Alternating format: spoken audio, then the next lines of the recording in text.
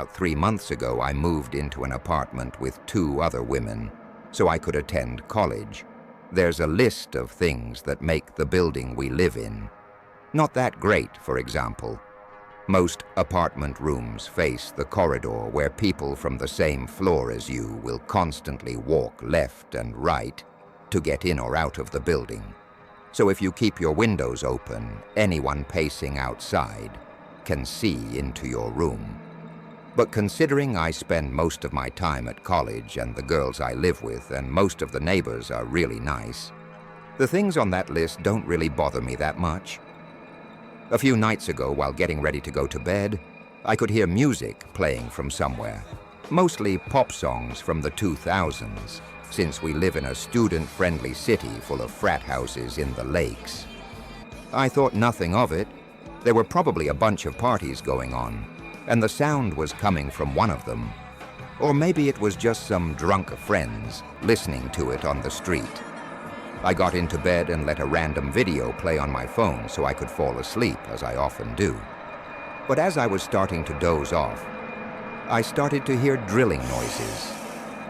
At first, I thought I was just sleepy and hearing things, or maybe it was coming from my phone.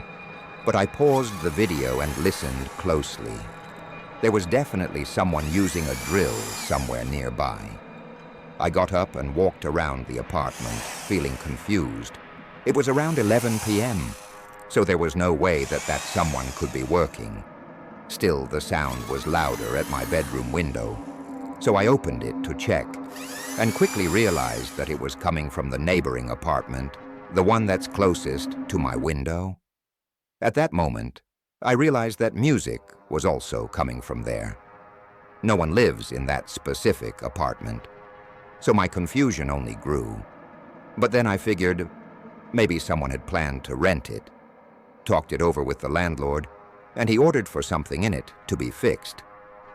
Still, the fact that they were doing it so late into a Thursday felt really strange. I went back to trying to sleep, but they wouldn't stop making noise. I was texting a friend and eventually started complaining about it, sending him audios and even a video directed at the window that all the noise was coming from. He said, I should call the police because there was no way it was legal for someone to be doing this, especially in a building full of apartments. I decided against it, since I just wanted to get some rest. And it was already past midnight. By then I forced myself to sleep through the drilling sounds, but a little past 1 in the morning, I woke up again, this time to hammering, feeling stressed, but not enough to take action just yet. I tried to sleep once more, only to wake up again. This time I didn't even check what time it was. I was totally fed up, so I just put on a robe and made my way to confront whoever it was. The window to the apartment was open, so I decided to talk to those people from there. The window was located above the stairs, though, so I would have to go down a few steps to get into view. And I'd look even shorter being seen from there, but that was the last thing on my mind. As soon as I got to the window, I felt most of the courage leave me in that room. There were 4 men who all seemed to be around their 30s or 40s, and they all stopped whatever they were doing to look at me now.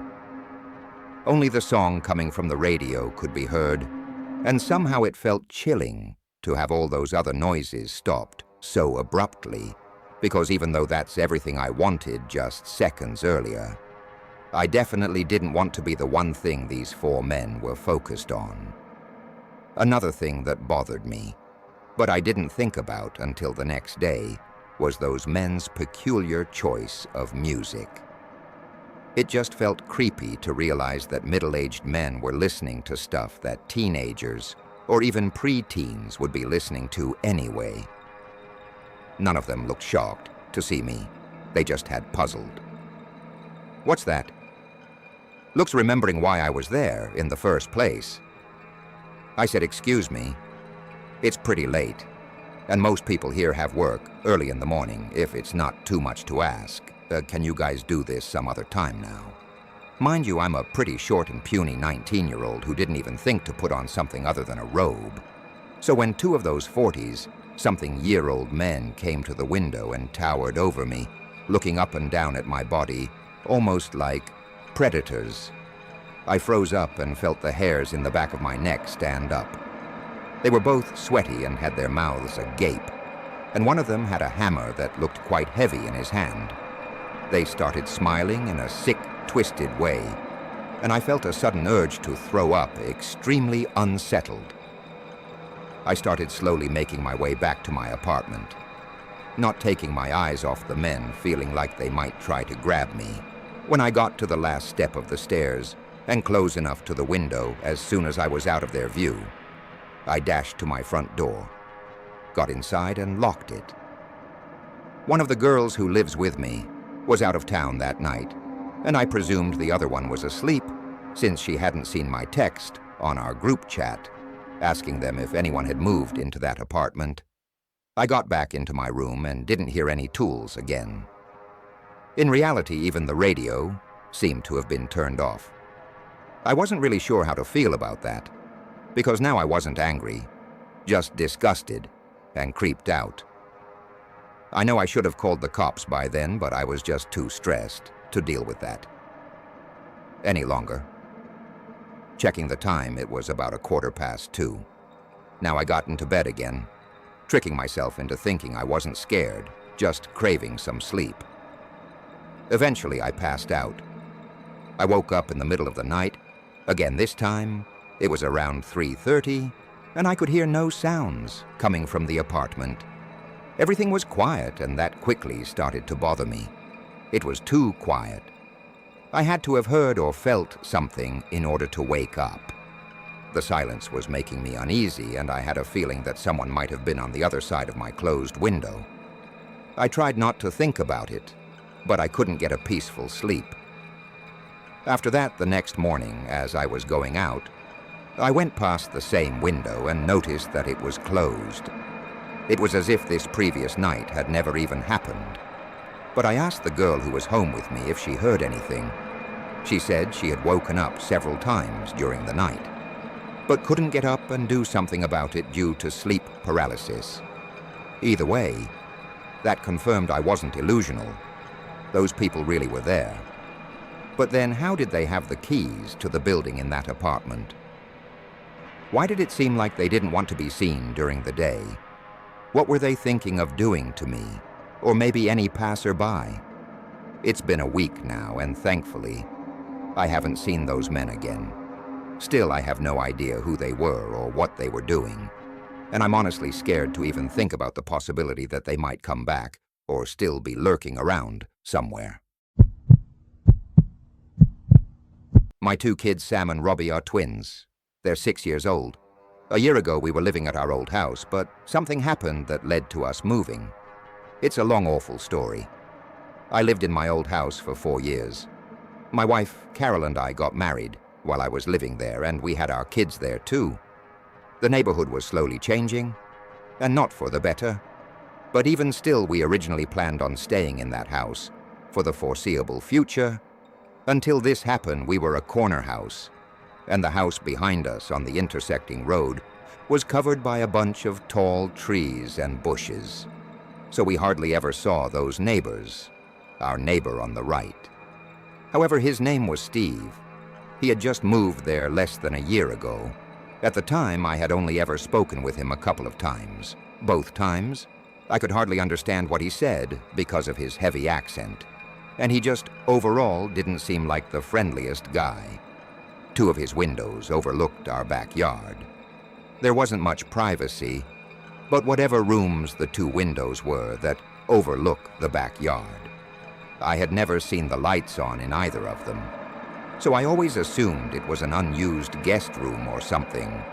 Of that nature, one day in the summertime, Sam and Robbie were playing in the backyard in their blow-up pool, and with their water guns while I was outside doing yard work, there came a certain point where I was walking towards the detached garage, and then I saw Steve next door at his window. For a second, only half a second, after noticing him. Did he turn and walk away from the window? It was slightly odd for sure, but I left it alone. Later that day, as the sun was going down, the kids went back outside to play again.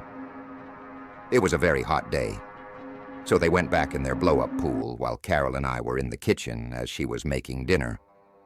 Then the kids' laughter went quiet for a while, and suddenly Robbie came inside and said there was a flashing light from the neighbor's window. I had to follow him into the backyard to ask him to show me what he was talking about. He pointed to one of Steve's upstairs windows that overlooked the backyard, and he said there was a white light that kept coming from that window. Right away, assumed the worst, and asked the twins if it looked like a camera flash. They both said yes.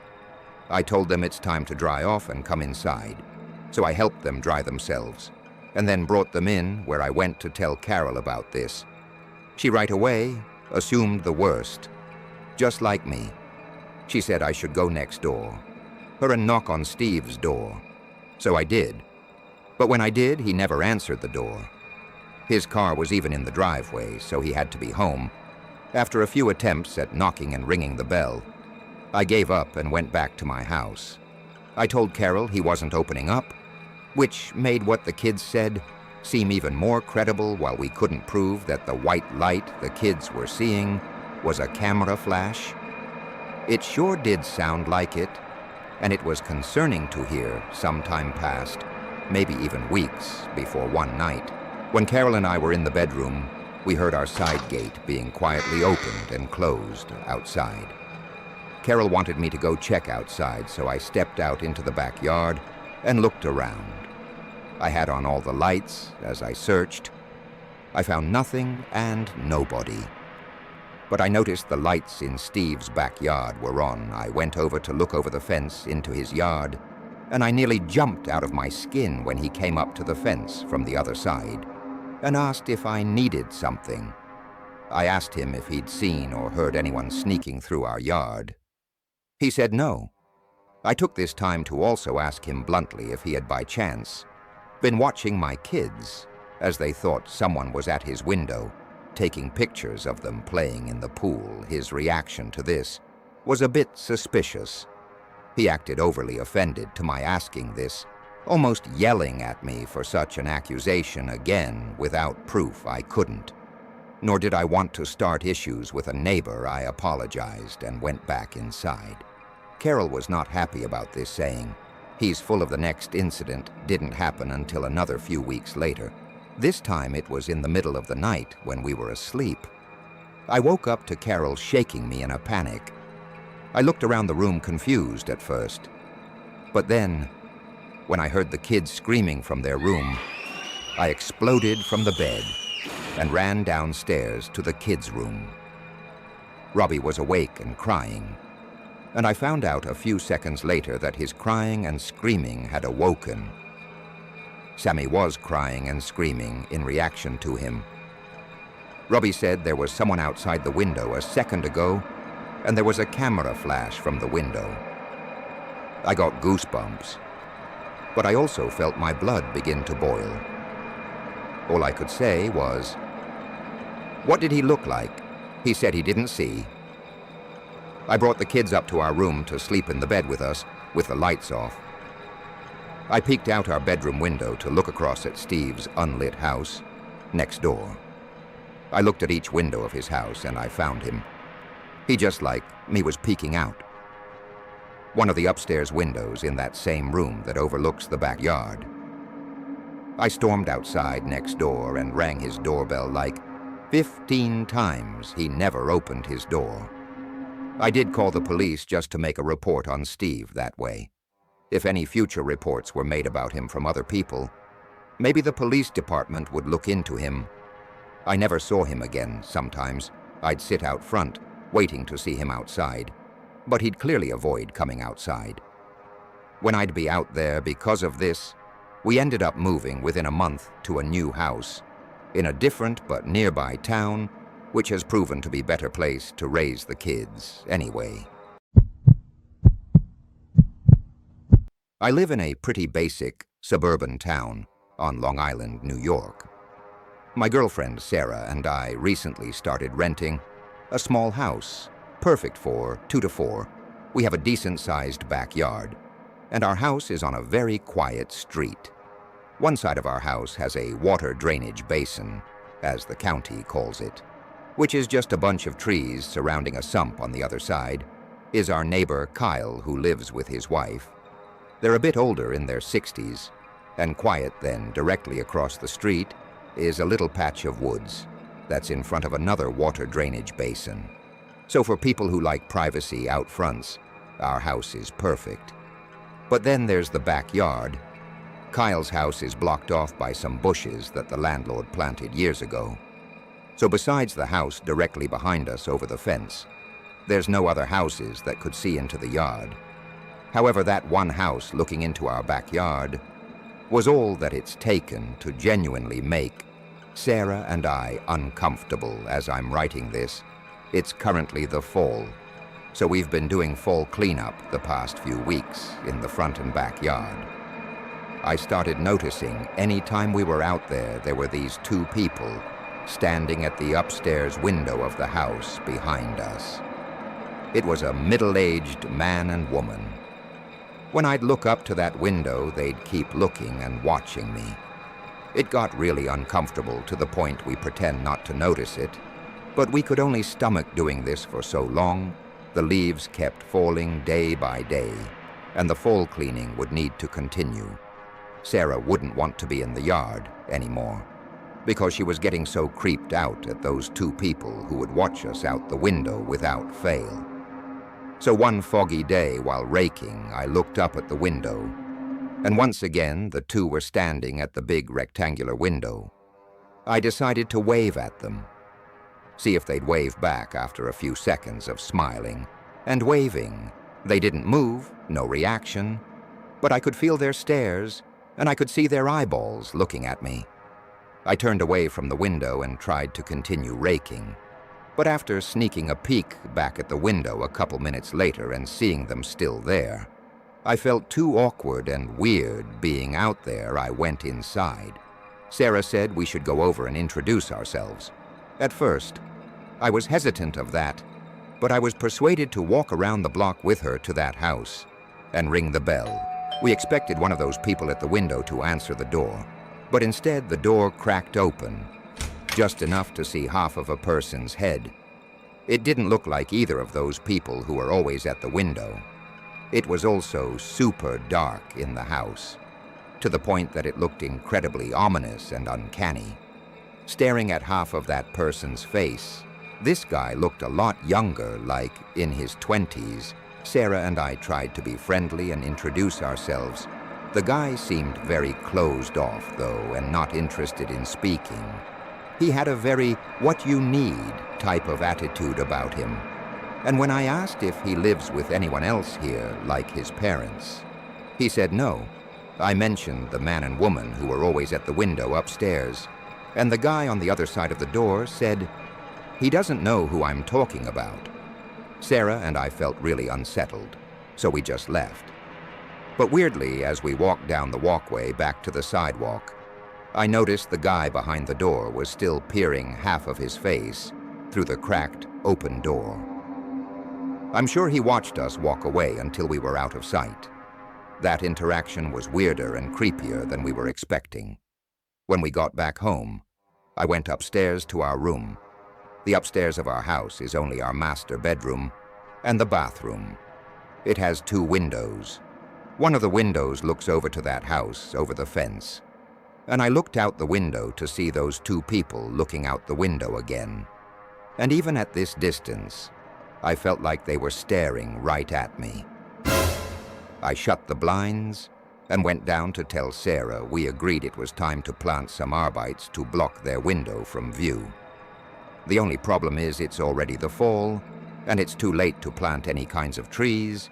We have to make it through winter after a few days of not looking outside the bedroom window or going into the backyard.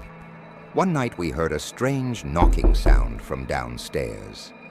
I told Sarah to wait in bed. While I went downstairs, the knocking got louder, and I quickly discovered it wasn't the sound of knocking on one of the doors, but rather on the glass of one of the backyard windows. The blinds of it were, of course, shut, because we didn't want those creepy people looking into our living room at night. I approached it, and yes, it was 100% a fist knocking on the glass. I considered saying, "Who's there?" But I froze and I was too scared. Instead, I flicked on the backyard light, and then the knock-in stopped.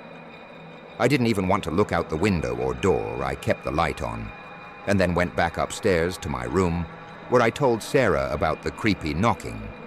But I claimed that I chased whoever it was, a way I exaggerated in fear of sounding like a coward. I also didn't want her to worry. We both imagined it to have been something to do with that house, though nothing has happened since. But I'll have to update throughout the winter. Update, it's been 2 weeks, and we haven't seen those people at the window ever since. But last night, we heard yelling and screaming from that house. I had to open our window, and it became clear there were muffled yells coming from that house. The fact that we heard it through 2 sets of closed windows just goes to show how loud the yelling was. Then out of nowhere, it just stopped and went quiet. We almost called the police, but ultimately didn't. I'll update again if anything else happens, but we're really getting creeped out here now.